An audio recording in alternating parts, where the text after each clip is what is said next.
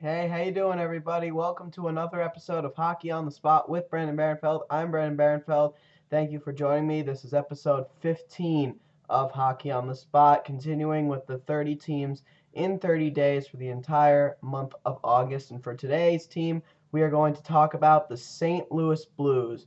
The St. Louis Blues, not as good of a year last year as they had in 2011 2012. 11-12 saw them finish as the Central Division leaders. They were one of the best teams in the National Hockey League. They won their first playoff series since 2002, defeating the San Jose Sharks in 5 games in the first round before getting swept in the second round by the Los Angeles Kings.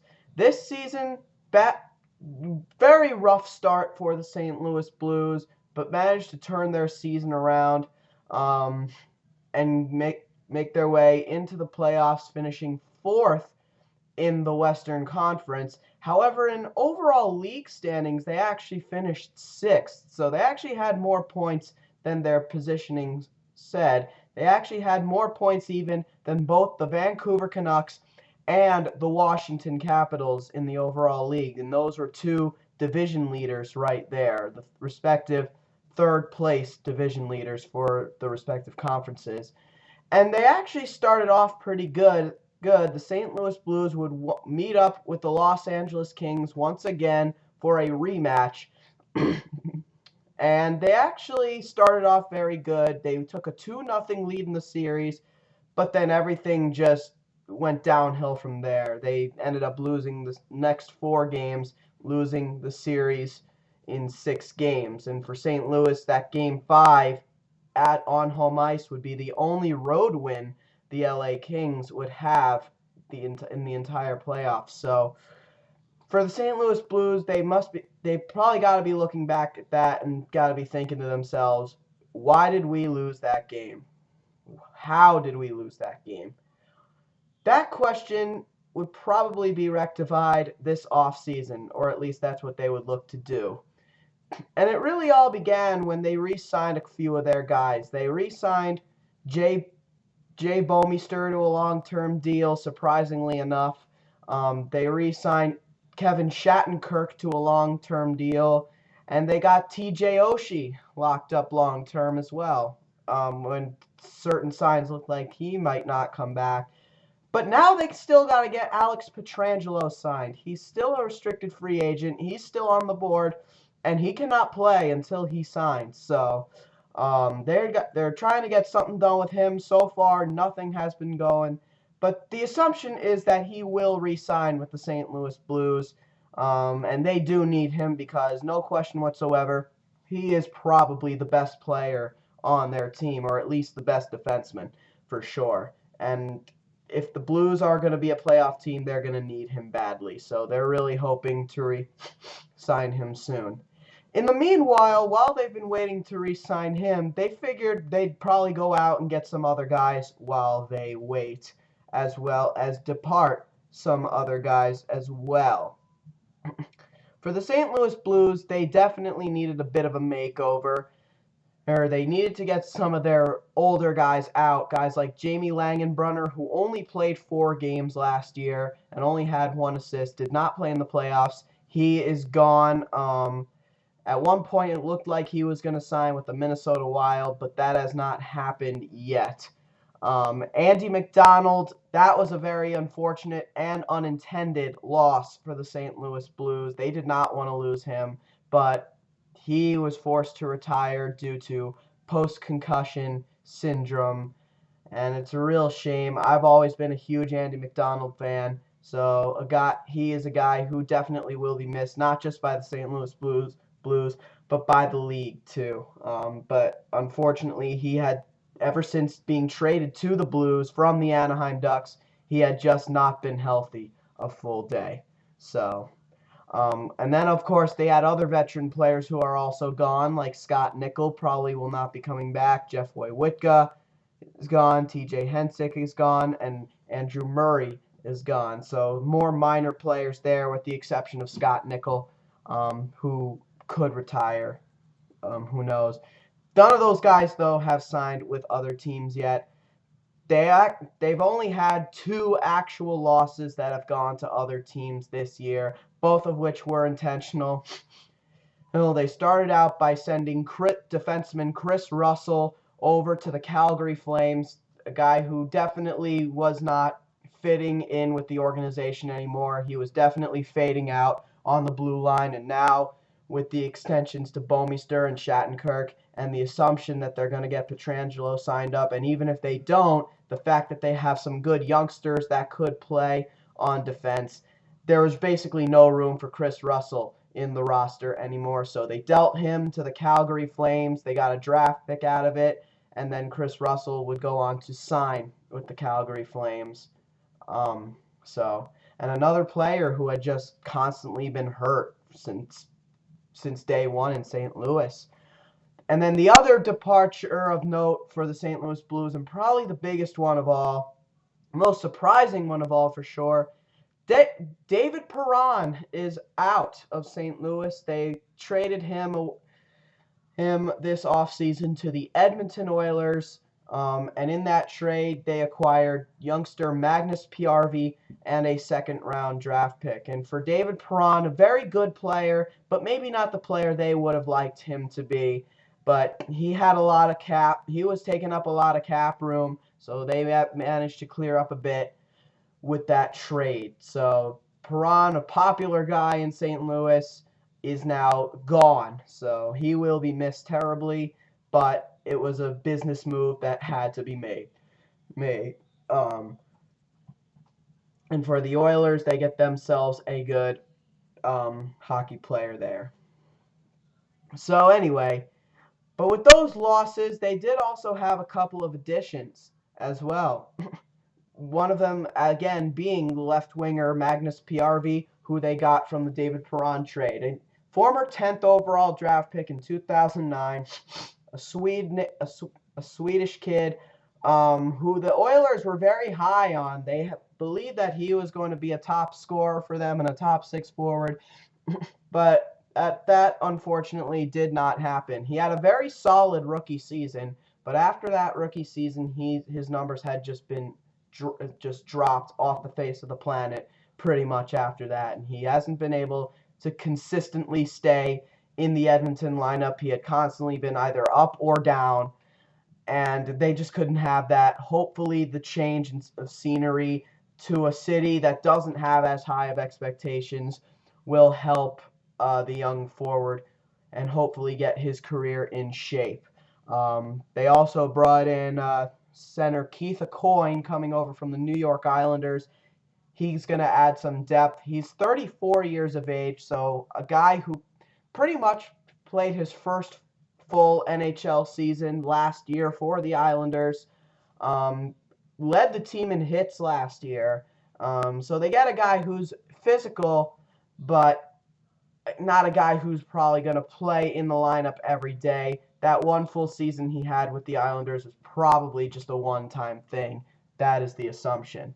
But he'll be much more of a 13th forward pretty much, or a 14th forward, along with Chris Porter pretty much. So, solid move there, I guess. Another center they got, Alexander Bolduc, who's coming over from the Phoenix Coyotes, formerly regarded as a top defensive forward when he was with the Vancouver Canucks. Really didn't play all that much with the Phoenix Coyotes, and he probably won't play that much in St. Louis either with the bolstered roster they have up front to begin with. I don't see Bolduc playing unless a lot of guys get hurt, but when he does play, like Keith Aucoin, he will add depth and a guy who's regarded as a solid defensive forward. And then we get to some of the more significant signings as well, as other than Magnus PRV, who they did sign after they acquired him. They signed center Maxime Lapierre coming over from the Vancouver Canucks.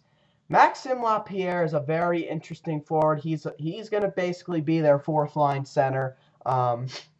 And he's not going to be anything higher than that. However, in addition to being a guy who hits and fights, he's also a good skater for his role. you see it. Not too many guys who play that grinder slash fighting role aren't that good at skating, among other things. But Maxime Lapierre is one of the few who actually is. He's a very fast skater, um, very good with his hands, can actually control the puck very well. Not a big time scorer, but still a very hard-working player who just changes the dynamic of a team. He did that when he arrived in Vancouver from the Anaheim Ducks. He really changed the dynamic of their team, and he'll change the dynamic in St. Louis as well, adding some speed to a roster that maybe needed just a little bit more of it. So, and he's also going to be an energy guy, of course. So, he'll be their energy guy pretty much. And they're going to need him out there, especially if most of their players are going to be scorers. They're going to need someone who's going to teach other teams not to mess with the St. Louis Blues, and Maxime Lapierre could potentially be the guy. So I like that signing a lot by the St. Louis Blues. But for them, the big signing this offseason for the St. Louis Blues came in the form of a one-year deal, and it was kind of a lucky thing that they managed to sign this guy. Derek Roy coming over from the Vancouver Canucks with Maxime Lapierre. Vancouver acquired him from the Dallas Stars last year. Last year, not a very good season for Derek Roy. Basically coming off an injury type season. And he hasn't really had a good season since getting hurt a couple years ago with the Buffalo Sabres. And at one point, it looked like he was basically going to sign with the Anaheim Ducks. They were really interested in him. And it basically looked sold that they were going to sign him. But he did want to talk to the Blues before jumping the gun. And he liked what the Blues had to offer a lot better. So he signed with them. Again, it's only a one-year deal. And it's because this is basically going to be a year where he could hopefully bounce back. And if he does just that, maybe sign a contract extension. But he'll be expected to be either their second line or third line guy. He's basically their replacement for Randy McDonald. A small player, but a guy who possesses a lot of skill and is an excellent playmaker when playing at his best.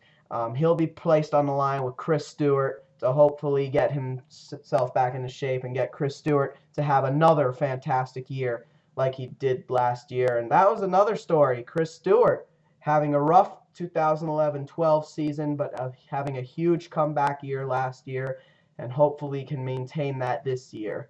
Which leads us to some of our questions for the St. Louis Blues. Who's going to take the 12th spot in their lineup? How well are they going to be offensively? And who's their starting goalie? They have three caliber goaltenders who could all potentially start: Yaroslav Halak, Brian Elliott, and youngster Jake Allen, who in a short 15-game stint last year went 9-4-0. So he's proven that he has the making of a future superstar in the league. But right now they have Halak coming back healthy and Elliott playing as good as he's ever been. So right now it looks like Halak will probably be the starter for now. They'll give him another chance after a rough year last year. Elliott will go back to being the backup at least to begin the year, and Allen will start the year in the AHL. So that'll probably be how it'll be for the beginning of the year. And how well they're going to be offensively will, of course, rely on the tandem of Derek Roy and Chris Stewart, and another two guys that will probably be put together, Patrick Berglund and Magnus Piarvi, two fellow Swedes. So we can expect that to be a line combination there. And basically, yeah, they basically have 11 of their 12 spots clinched already. They have David Backes and TJ Oshie, Patrick Berglund, Derek Roy, Chris Stewart. Vlad Tarasenko is going to be back in the lineup full-time. Vladimir Sobotka, Alexander Steen, Jaden Schwartz, he'll be in the lineup full-time. And then Maxime Lapierre and Magnus Piarvi. But they have a tentative 12th spot right now. And, of course, it's probably not going to be Chris Porter. He'll probably be the 13th forward, and it's probably not going to be Keith Aucoin. He was brought in to be another 14th forward. So those guys will probably not get it. Right now, the tentative belief is that Ryan Reeves would probably be the guy getting that spot, but you never know. They do have some youngsters waiting in the weeds. Guys like Dmitry Jaskin and Ty Ratty, who could both be the most likely candidates to make a roster spot this season. Adam Cracknell is another one who could possibly make it. But they have a lot of young forwards who are waiting in the weeds pretty much. So it's going to be very interesting. And then the defense is very solid too. Jay Bouwmeester, Jordan Leopold, Kevin Shattenkirk, Barrett Jackman, Roman Polak. They have Ian Cole there, who would be the 7th defenseman if Pietrangelo does sign. If not, then maybe he'll play. But they also have some other defensemen who could possibly be ready to make the jump. But the one that would be most likely would be youngster Joel Edmondson, who could be a very possible candidate to make the jump this year. Petteri Lindbaum, another one. Yanni Hakanpää, another one. So it's definitely going to be an interesting offseason. It's definitely going to be an interesting training camp for the St. Louis Blues this year. They will be one of the more interesting teams to watch in training camp. Now, let's take a look at the St. Louis Blues prospect pool. For the St. Louis Blues, I look at this prospect pool. This is actually a pretty darn deep prospect pool looking at it. I'd say it's pretty much along the level, much deeper than that of the Minnesota Wild, that's for sure. Along the level of the Dallas Stars, probably. Not as deep, though, as the Colorado Avalanche, the Chicago Blackhawks, or the Nashville Predators, but definitely about the same as the Dallas Stars, and much deeper than the Minnesota Wild. So, but again, Dmitry Jaskin, their top prospect, Ty Ratty, their second best prospect.